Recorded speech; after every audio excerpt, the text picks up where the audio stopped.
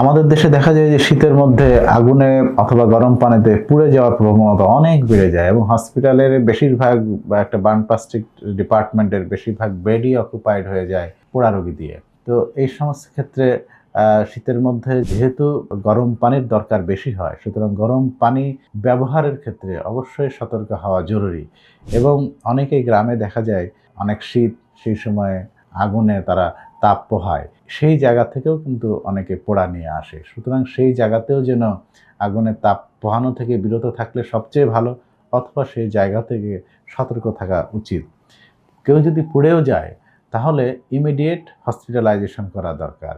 এখন ওই জায়গাতে সে কি করতে পারে? ওই জায়গা থেকে আগে সোর্স থেকে তাকে সরাইতে হবে। আশেপাশে যদি পানি থাকে, পানি আগে গায়ে ঢালতে হবে, অথবা ওই জায়গাতেই সে নিজেকে রোল করতে পারে। মাটিতে গড়াগড়ি পড়লেও কিন্তু তার ওই আগুনটা নিভে যাবে। তারপরে আশেপাশে যারা থাকবে তারা তো তার যে গায়ে যে কাপড়-চোপড় আছে সেগুলা রিমুভ করতে হবে।